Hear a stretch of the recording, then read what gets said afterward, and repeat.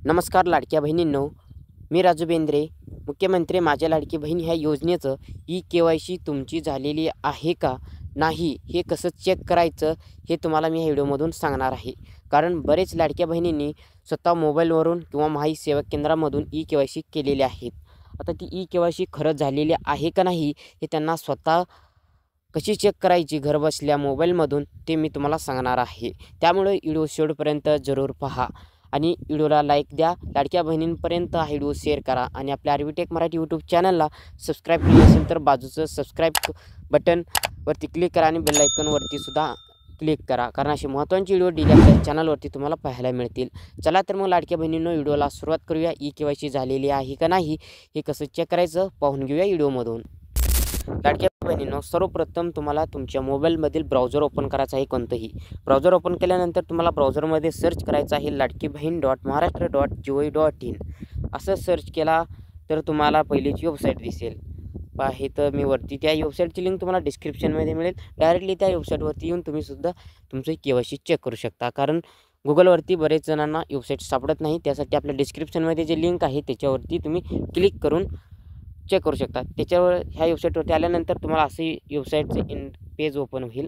पहा इथं आता तुम्हाला इथं मुख्यमंत्री माझी लाडकी बहीण योजनेची लाभार्थी ई-के-वाय-सी प्रक्रिया पूर्ण करण्यासाठी इथे क्लिक करा असं एक ऑप्शन इथं देण्यात आलेलं आहे. म्हणजे ऑरेंज कलरचं बॉक्स आहे त्याच्यावरती पिवळ्या अक्षरानं लिहिलेलं आहे.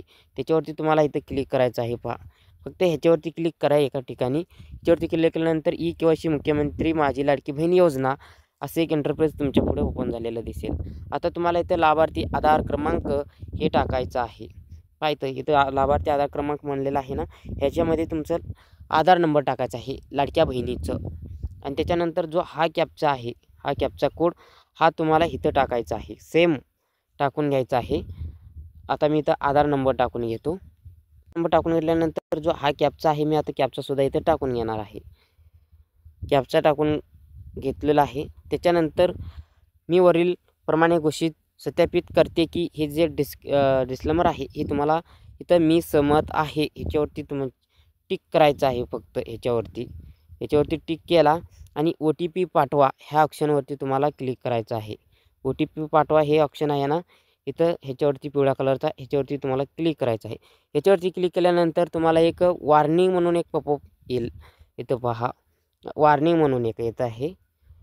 इथं हा आहे ना, इथे तुम्हाला खाली दिसतंय ह्या आधार क्रमांकाची ई-के-वाय-सी प्रक्रिया पूर्ण झालेली आहे असं जर लिहून आलं तर तुमची ई-के-वाय-सी सक्सेसफुल 100% कंप्लीट झालेली आहे.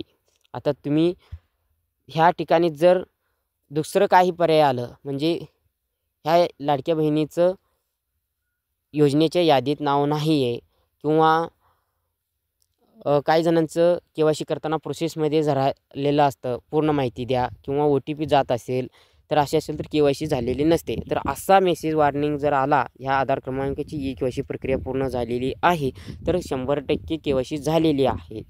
तुम्हीसुद्धा तुमची किंवा इतर लाडक्या बहिणींचीसुद्धा अशी ई-के-वाय-सी झालेली आहे का नाही हे चेक करू शकता. अगदी 2च मिनटामध्ये सोपं आहे चेक करायचं. मी तुम्हाला सविस्तरपणे सांगितलेलं आहे मराठी भाषेमध्ये. त्यामुळं व्हिडिओला लाईक करा आणि चॅनलला सबस्क्राईब करा, कारण असे महत्त्वाचे व्हिडिओ चॅनलवरती तुम्हाला पाहायला मिळतील. आपल्या पुढील येणारे महत्त्वाचे व्हिडिओ लाडक्या बहीण योजनेबद्दलचे जे शासनाचे नवीन अपडेट असतील. त्यामुळं व्हिडिओ जास्तीत जास्त शेअर करा आणि चॅनलला सबस्क्राईब करायला विसरू नका. तिथेच थांबतो. नवीन माहितीसह नवीन व्हिडिओसह परत नवीन आरबीटेक मराठी यूट्यूब चॅनल सबस्क्राईब.